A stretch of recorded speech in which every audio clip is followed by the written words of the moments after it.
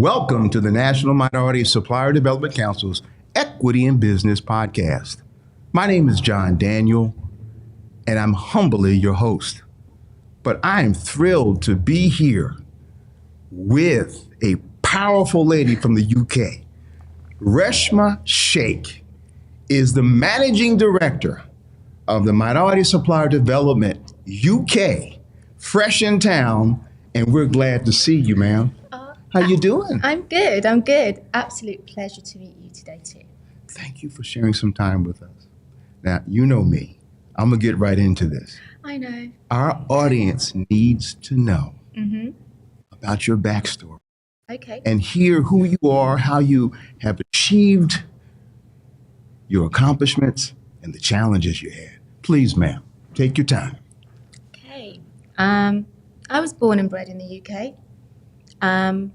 Not that girl that had everything. Mum and dad worked damn hard, but we struggled. You hear this, don't you? Can you hear this? She came straight, damn hard. They worked damn hard. They did. They tried to give us everything. Come on. And we had a very happy, loving household. But equally, we lost everything at one point. We lived in a council house. Wow. And my only way out was education. There was a lot of pressure on me to do well in education. I was the eldest of 4 siblings, and coming second was never an option. And I went to a state school. I took full advantage of all the opportunities that were given to me, and I'm forever grateful for that. And worked damn hard, and I ended up qualifying as a corporate lawyer. Come on now. So I practiced law for 10 years. And then children came along. And I was this type of person. I thought, I'd take a month off and then I'd be back at work thinking that, I've got to have a baby. And then I was very ambitious. I was working towards partnership. But as soon as I held my daughter in my hand, I didn't want to go back. So I extended my maternity leave 3 times and then went back to work kicking and screaming. I loved being. I've got a people question. Go on. So what's a harder job? Being a corporate lawyer or a mommy? Oh, 100% being a mummy. Come on now. People underestimate. It's the most hardest yet rewarding job you will ever do. And I feel very blessed to have both my children. And my life changed. And my priorities changed. When anybody says to me that's single, I'm so busy, I keep saying to them, you have no idea. 1's hard, try 2. And any more than that, I think you stop caring. But so my children came along. I had my first child. I was great. I worked at a great law firm at the time. They gave me an opportunity to work flexibly, which in those days wasn't the norm. And I actually fell into business development and client relationship management. So I looked after the clients I had and I brought new clients in. But I was still in the legal field. And then I had my second child. Exactly the same thing. I did not want to go back. I went kicking and screaming and said to my husband, work harder.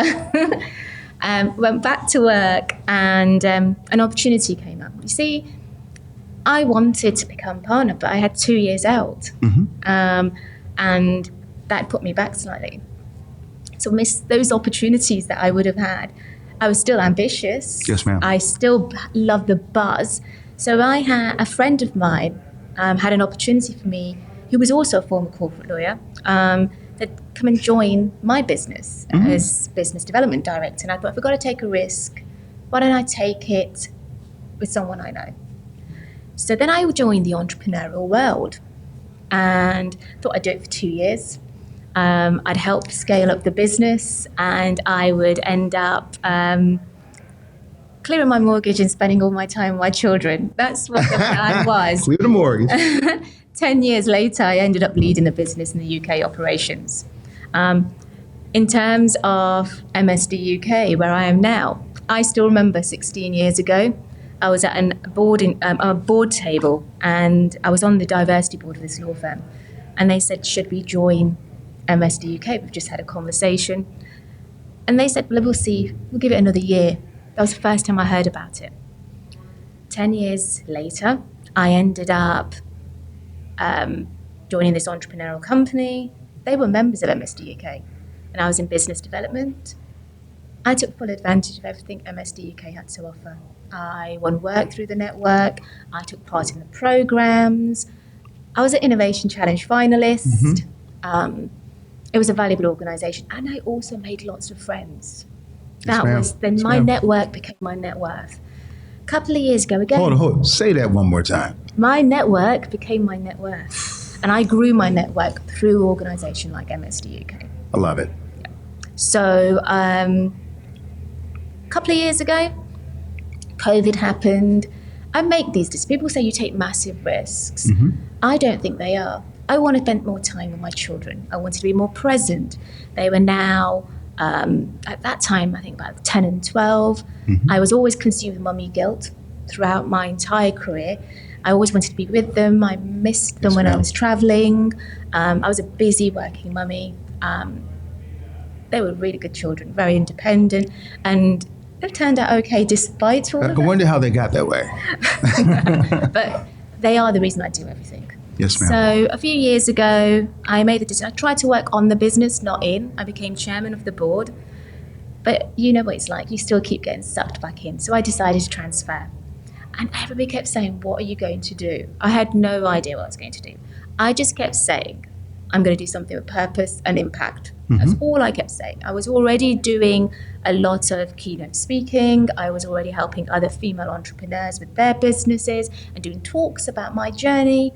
So I enjoyed that part, sharing the knowledge I'd gained in my career in the last 20 years. Seems like the operative word is giving. Yes. And I wanted to give back. I felt very honored and privileged to have got to where I did. It wasn't easy. And if I can help anyone else with the lessons I've learned to not go through those barriers or overcome those barriers and those challenges, why not? Well, you are encouraging this man and you are helping this organization. I love where it is you've come from, because some things resounded with me. Besides the giving, the seeds of entrepreneurship and teaching entrepreneurship, you've discussed not only in your children in some form or fashion, because you're helping them advance and develop, but in terms of decisions that you needed to make because of your moral compass. 100%. You've got to have that moral compass. You've got to follow your gut instinct on decisions, and I've always done that. I know right from wrong, and what feels right, I will do. And that was the decision for me to step away from the business.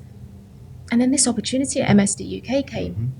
And for me, I was like, whoa, I hadn't actually thought about what I was going to do, in a sense. I didn't even put the feelers out. People didn't even know I was looking for an opportunity, but I knew I'd get bored. I'm the kind of person that has to stay busy. This seemed like the perfect opportunity.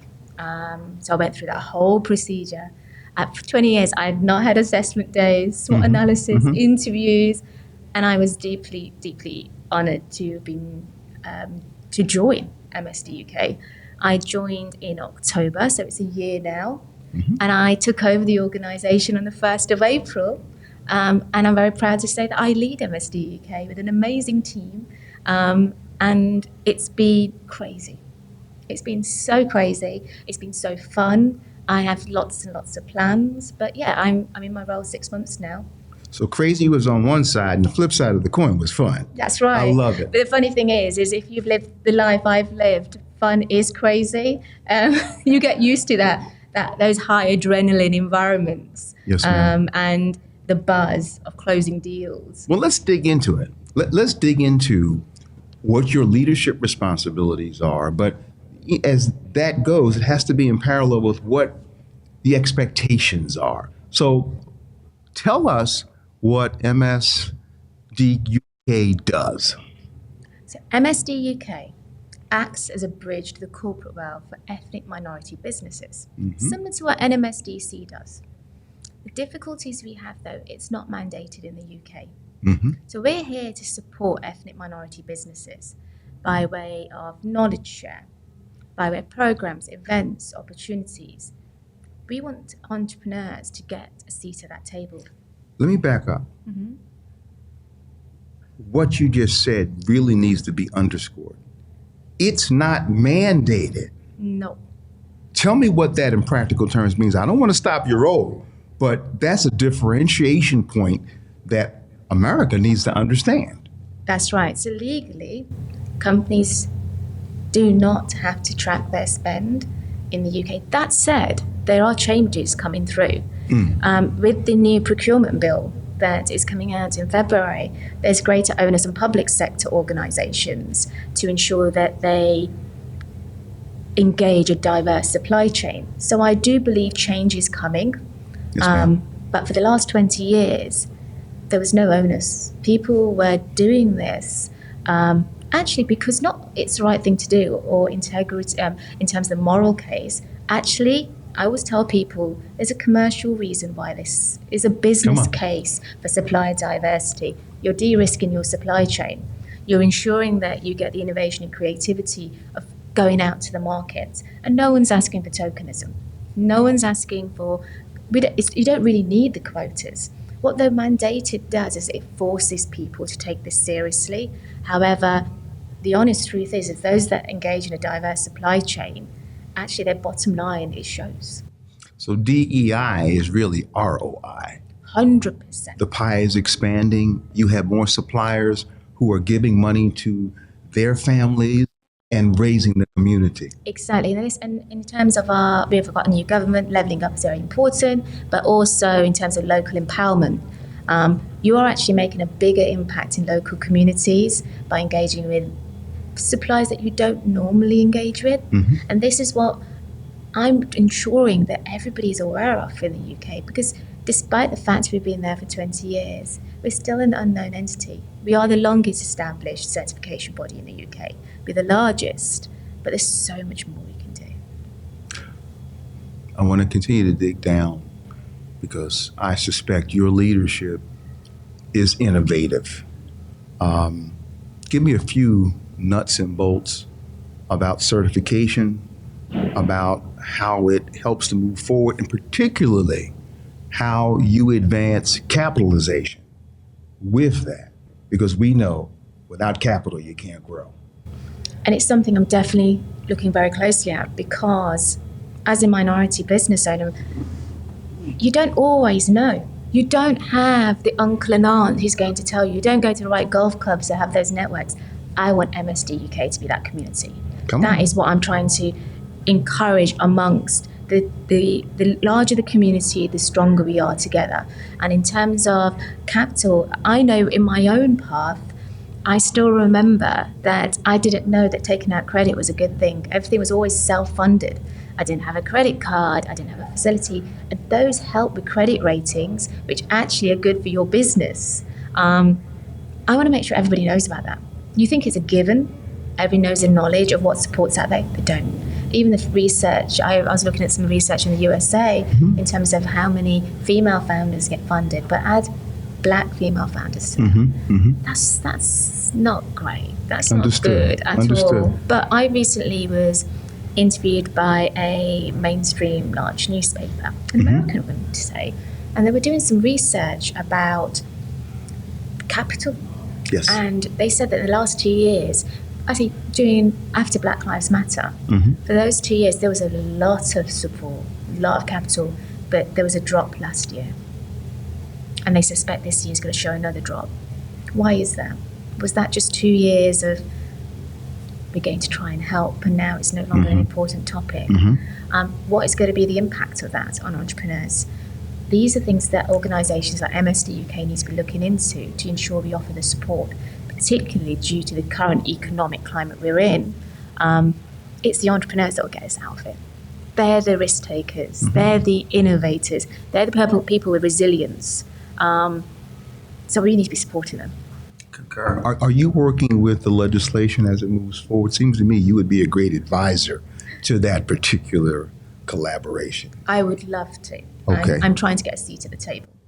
We're sharing it to the world now, okay? I'd love to. Reshma wants a seat at the table to move things forward.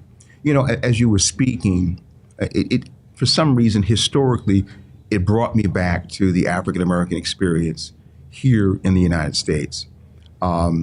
Notwithstanding Emancipation and Proclamation, there was something called Jim Crow.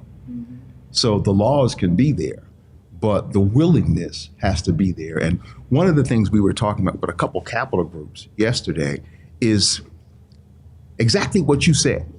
Making the case, not for so much DEI, because that's the moral thing to do, but that there's a return on investment that you'll be missing.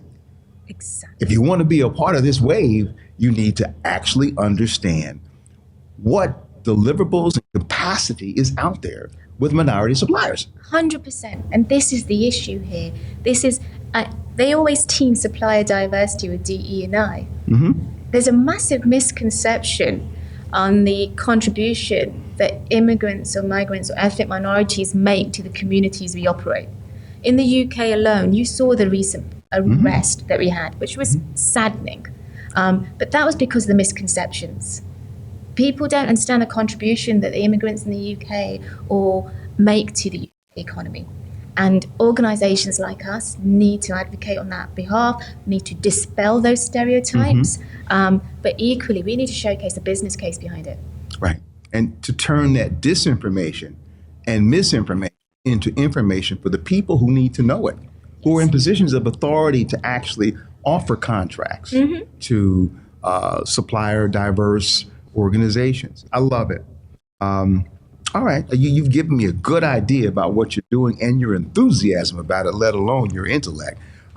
Tell me now, within your organization, because you have so many people who are working for you, or people who are collaborating with you. In all of that, how do you attract, train, develop, whether they're employees or whether they're stakeholders who are part of your collective impact group? Yeah. So in terms internally, I believe you need to be passionate. Yeah, and you get that feel when you interview. But also, I believe in having an environment that's very much performance driven, where everybody's rewarded. People might think that's the entrepreneur. Keep it simple. You know, that's and you grow. I'm a very empathic leader, but equally results matter. We thrive. Everyone thrives. I have a team of very passionate individuals. Yes, ma'am. I have a team who are very much aligned to our vision and our values. We're not all the same. We all come with different views and opinions, and that's what the benefit of having diversity within your workforce is. At one point, I remember I always had this affinity for I used to have women like me who were independent, had children. So I never discriminated or had a stereotype. I thought they were awesome women because I can juggle lots of things. So can they. But then I realized, oh my goodness, I'm recruiting like me. And that doesn't help an organization. Yes. Whilst I love to have lots of mini-me's, I need people who add to the mix, add to the decisions, who have different opinions. In terms of our corporates, the supports, and even our ethnic minority businesses, I'm really excited to say we are launching a training academy. Now that training academy is going to be jointly with ESDP, which is the European equivalent to us. Okay. And the reason we're doing that is why Reinvent the Wheel. This is a collaboration between two organizations. And we also realize that all our members have different training needs. Why don't we put it in one place? So the plan is to have a corporate consultancy training within your membership, sponsored and supported by our members, and then have ethnic minority business training. But it goes one step further than that. We're going to open it out to the other advocacy groups because there's a lot of skill sets and a lot of courses that would be beneficial to other entrepreneurs. We all have gone through situations where we suffer from imposter syndrome. We all want to improve our soft skills. There's a number of corporates who want to know how to set up a global supplier diversity program. Well, why go to someone else to tell you the same thing and use the same training course that they've used at one place than at other place? Yes, Let's indeed. just put it all in one place for you. It makes sense. And they can contribute to it. 100%. And this is what we want. We want a community that supports each other, shares knowledge. We can make a greater impact. You know, what you just made me think about, and I wish you had been here, but I know you're crazy busy, and I love the work you're doing. Barclays, the National Minority Supplier Development Council, held an event a couple days ago. I was due to come. Okay. My flight was delayed. I assumed you were, because Look, it was a collaboration of voices. It was almost like a choir. You had various stakeholders, deliverers of capital, you had entrepreneurs, you had people who were looking for MBE, you had people who were looking for each other, and everybody had a voice. And that is it. I think what people underestimate, amongst MBEs, there's also work that can be done. Yes. You can, I still remember that my uniform provider came from the network. I needed a bid writer, it came from the network. Because you make friends, you've got people with aligned views. So we can grow each other. And I'm actually in discussions with Barclays to do something similar in the UK and support them. Outstanding. And support our members with a similar event, because you're right, the way it was set up, it was very powerful and impactful. I had a lot of good feedback. This is outstanding. I want to keep digging down.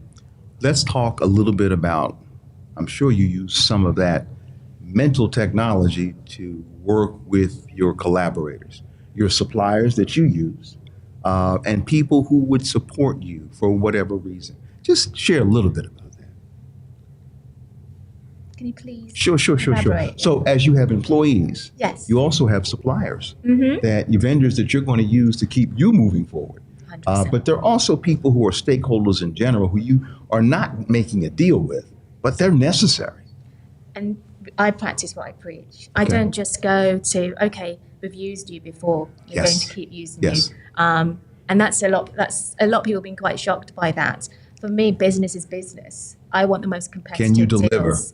I want the best quality of service for the most competitive price, but I'm happy to pay more if the job gets done and they've delivered in the past. I believe in outsource models. I believe in the tendering exercise, and I want to empower, and I will give feedback if I decide not to use a supplier. So yeah, we practice what we preach. We don't, every year I always say to people, look at the costings and reevaluate. Do an exercise on your outgoings, because in terms of my background, I wasn't just a lawyer, I was a corporate restructuring lawyer. Right. So cash flow is key and numbers are key, and I make sure everything's dotted and everything's done the way it should be.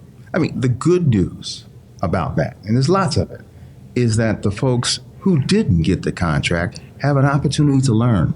But so that's the thing. This is what I always say to everyone. For as many contracts I bid for that I didn't get, I gained something from it. And you're not going to win the contract because of you're certified by NMSDC UK. Right. You're going to win it because you're the best. Right. You're getting a seat at the table. You get an opportunity. Now it's, what I say to corporates as well, it's not about tokenism. Evaluate me. If I'm good enough, give me the work. If I'm not, you give me damn good feedback so I can come back in 3 years' time and win that contract. And for every contract you don't get, the more feedback you get, you improve your value proposition. And this is the benefit of the network. Would you have got that opportunity but for that? Right. Would you have got that other job, maybe not connected to this particular contract or MSD UK, but for the knowledge you gained from that horrendous tender exercise or that presentation you had to do and you kicked yourself afterwards saying, damn, I should have said that. It's all learning. Yeah. All lessons learned. In our podcast over time, we've interacted with people who are powerful like you. And I think I was mentioning to you about Sid Ahmad. And he just said basically, look, you need to be the biggest badass entrepreneur out there. Don't hesitate. Oh, gosh. And that doesn't mean you're going to harm people. You still have to be purpose-focused, caring. But when it comes to your insatiable desire to pound on your craft, you've got to be there. I always believe you need to think you're the best. Yes. It's not ego. You've got to, if you're not passionate about your product, how are you going to sell and convince someone else? Talk to me. That's literally what it's about. And I found all my differences, being a woman of color, are actually my superpowers. Me being different made me stand out, it put me in a position where I could dispel those stereotypes. And that's what you need to do as an entrepreneur.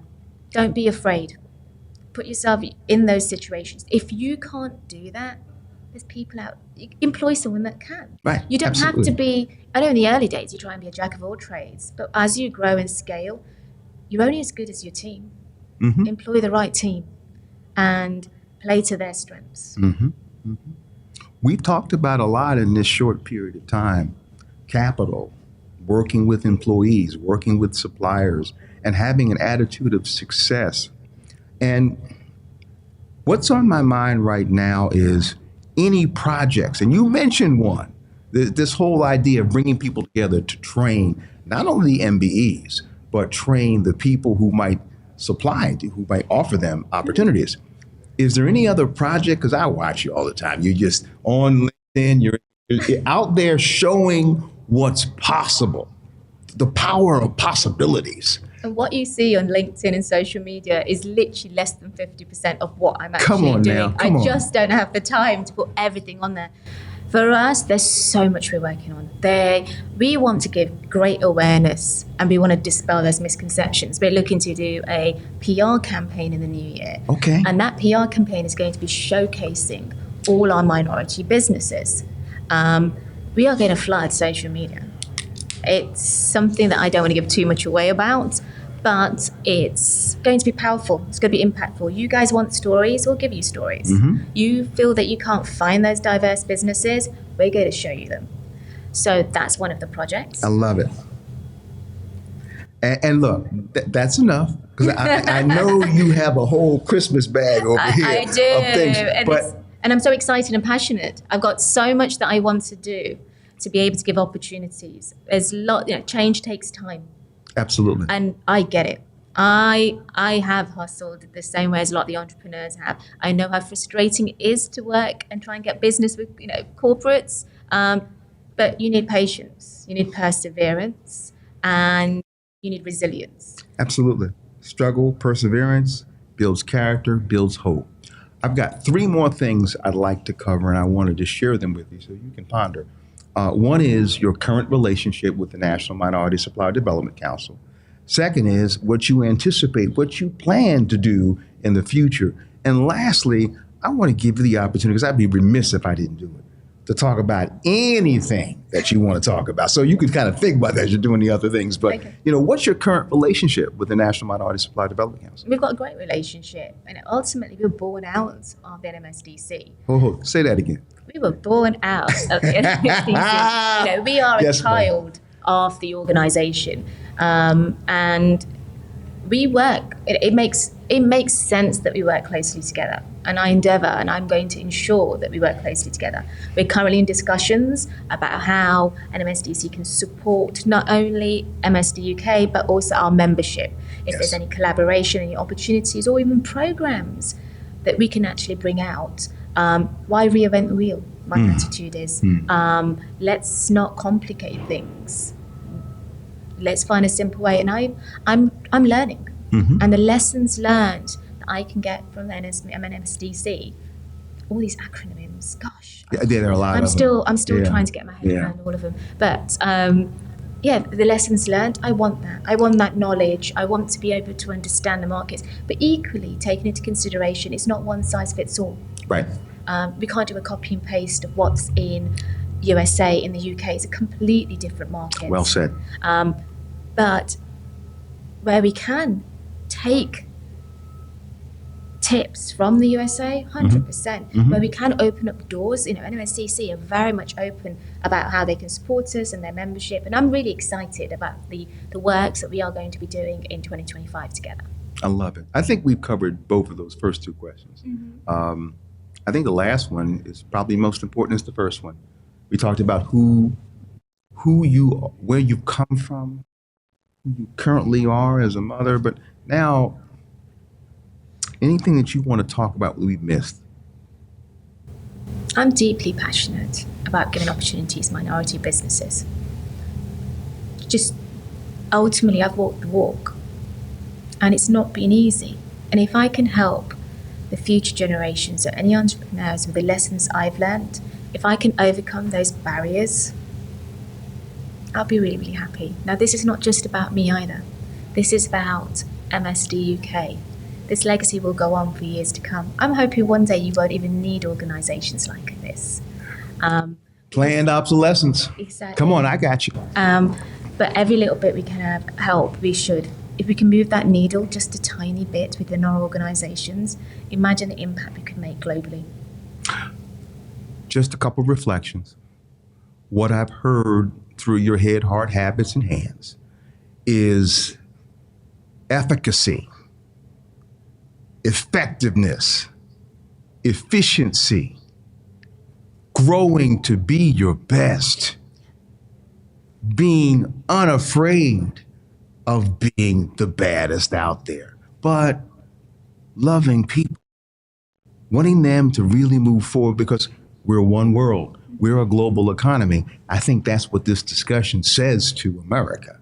You know, you're coming from the UK, doing similar things to what we're doing here. And all of us know it's about return on investment. So I thank you for sharing some time with us. Blessings to you and your family, those wonderful kids and your husband. And I'm hoping that next time I have a chance to be in England, I'm gonna bring my wife. We'll spend some time with your family and vice versa here. I was hoping to bring her here. The doggone dog died. Oh, we had to get no. another puppy, but it just challenges that are there. But it's all good. Look, thank you for sharing some time.